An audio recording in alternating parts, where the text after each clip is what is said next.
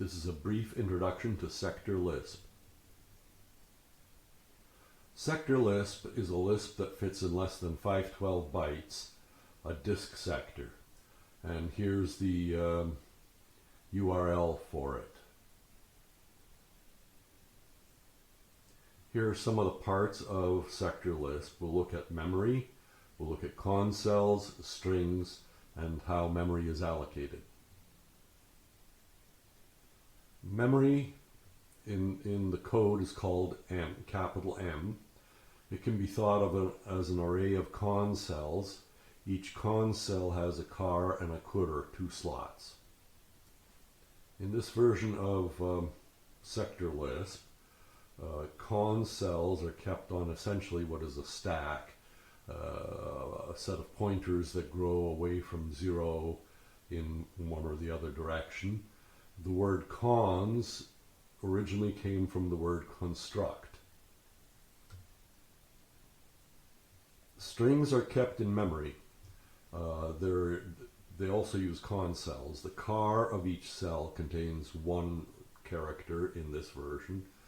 In other versions of Lisp, there may be 2 or more characters, whatever fits in a car. And the cdr points or is the index of the next con cell in memory. The last character in a string also sits in a con cell, just the way every other character does. And that cdr points to 0 or nothing, to nil. And that's how the string is terminated.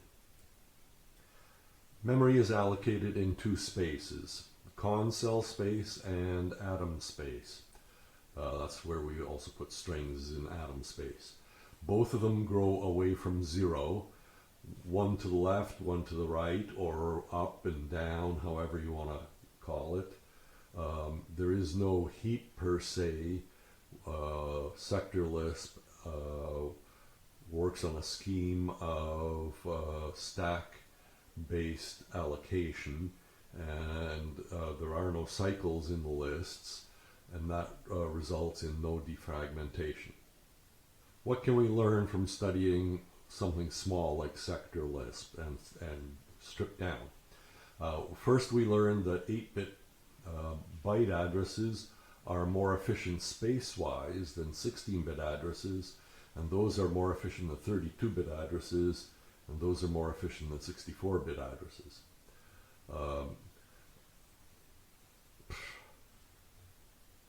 What we also learn is that a very minimal functional programming language can be fitted into 512 bytes.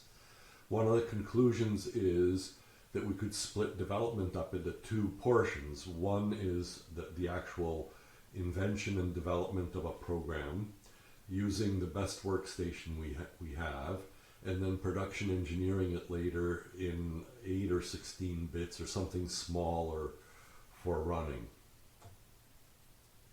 Furthermore, we learned that byte codes are based on 8-bit bytes for a reason, and the reason is smallness.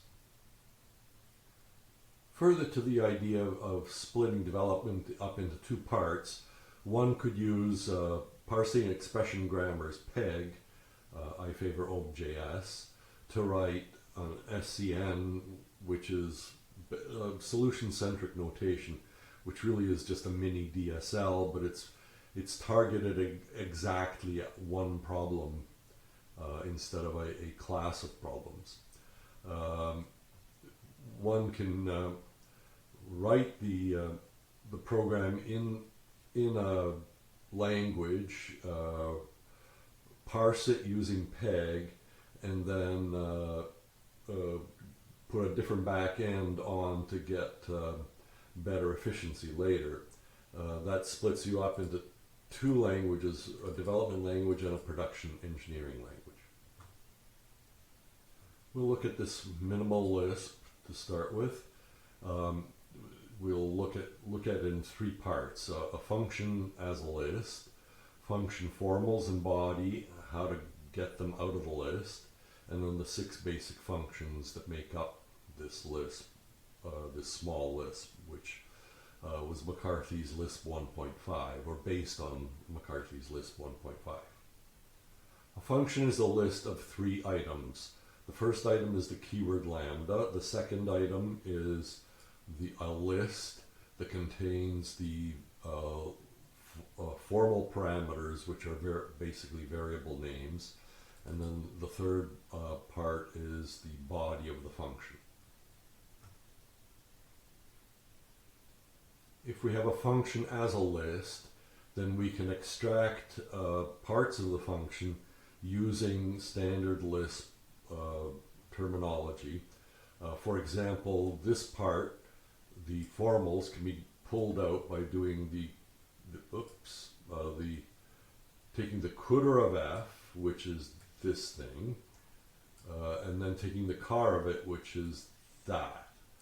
To get at the body, we just do more of the same. We get the quarter of f, the quarter of that, which for the first quarter is this, the second quarter is that, then we take the car of it and we get the body. The 6 basic functions are eval, apply, evcon, which does conditionals, evlist, which evaluates a list of things, assoc, which is a table lookup, pairlist, which then which takes 2 lists, a list of names and a list of values, and then joins them together into separate concells, each concell containing a name and a value, and then takes that list of concells and jams it onto the front end of env, or the environment. The environment is really just a table that maps names to values. In the original Lisp 1.5, it was formed as an A list, which then had a list of pairs, and each pair had a name, dot, and a value. And the dot really just means that this part is in the car and this part is in the quarter. And then if the value is actually nil, it prints slightly differently, and that's just a feature of the way, that's just a short form for printing things in Lisp. The first 2 functions to look at are eval and apply. They're the real workhorse of all of this stuff. They call the rest of these other functions. Eval basically takes an expression, returns its value within the environment as given. Eval will call apply whenever it hits a lambda or an anonymous function, and it'll call that function on the expression. Evcon and evlist are helper functions to eval and apply. Evcon basically evaluates a conditional. It takes a list of condition expressions dotted with the actual body of the code. The first condition expression that it finds that's not nil, then it evaluates the body and returns. So if it found that that was nil, found that that was not nil, something other than 0, then it'll call eval on that body. Evlist evaluates a list by taking the first item in the list, evaling it, and then quartering down the rest of the list and evaluating each one of those, each item in the list. Assoc is just a lookup function. It looks up a name in the mapping table. Pairlist is used to make up the mapping table. It'll take a set of two lists and tack each name in list 1 to the value in list 2, and keep doing that, and then when it's finally got it, it tacks all that stuff onto the environment. And because all of this is done functionally, the environment gets passed in as a parameter. Tacking things onto the front is very inexpensive and is functional, that when you return from a function, you go back to having the kind of environment that you had when you entered the function. Eval handles a couple of things as special forms. It cases on for quote or for cond and handles them directly. We'll see that later. Apply handles 5 built-in functions. You might also consider those to be special forms, and it handles lambda, anonymous lambdas. The 5 built-in functions are EQ, cons, atom, car, and quitter, and everything else is assumed to be some sort of anonymous function that looks like a list. That's as we've seen before, has a 3-element list, a lambda, a set of parameters, and a body. Lambda itself does not appear explicitly in the code, but it appears as the final else case of the case statement that makes up the body of apply. It's the if the function being passed in is a list, which means it's less than 0 in this particular code, then apply binds the arguments and tries to call eval on that function.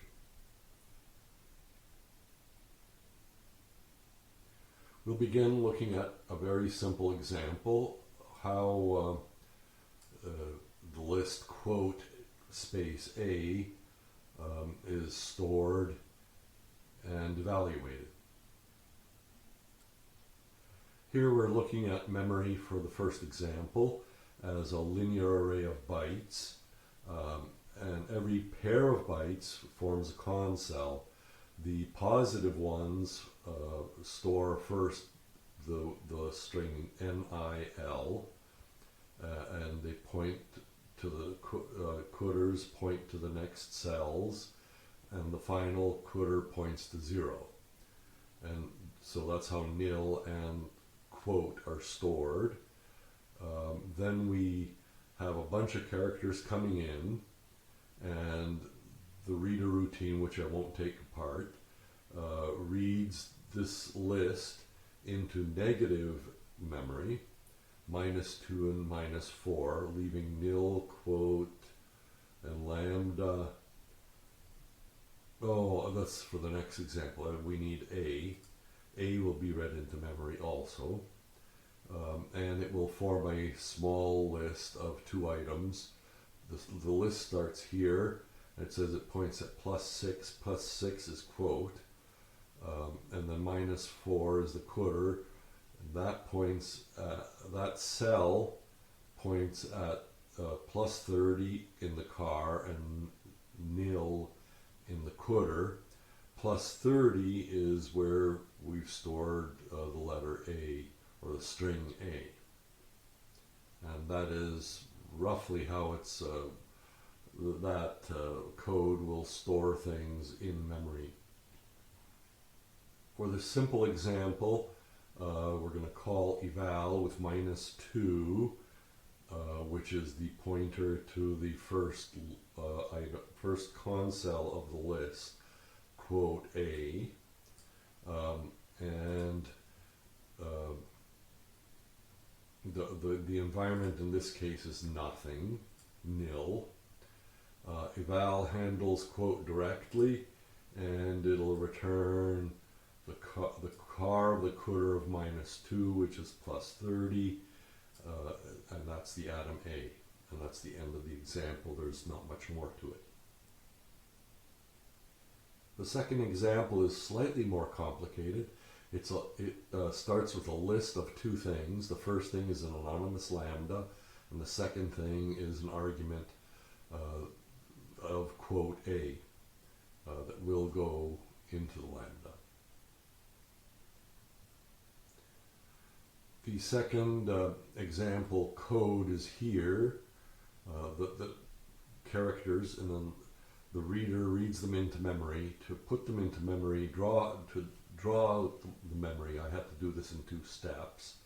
The first step was to try and draw the the example in a nested form and then flatten it out later.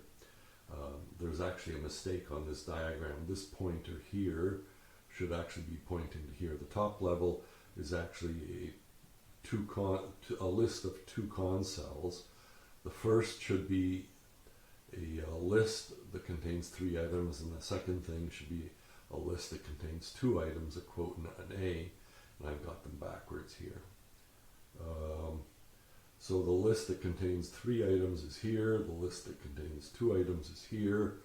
The second item in this list here is a list of X, and so that points to another set of con cells. And here I think I've got a plus 32, which is the actual X, and I put a list around it, which is that con cell, and then we'll stop. Then we can try to follow the evaluation of this second example. I only did a few parts and then gave up because drawing it out was just too hard. It first calls eval with -16 and 0. That executes this line of code and then returns on apply, evlist, and so on, and the stack at this point is essentially empty. We bookmark this evlist, then call evlist, and there's the bookmark placed on the bookmark stack. And here, and then we keep going like this until we hit nils and the evlist stops. It pops the stack back. We come back to here. Then we try to do an eval. We need to push another bookmark of C onto the stack and so on, and then I gave up. This can be followed by examining the code in more detail.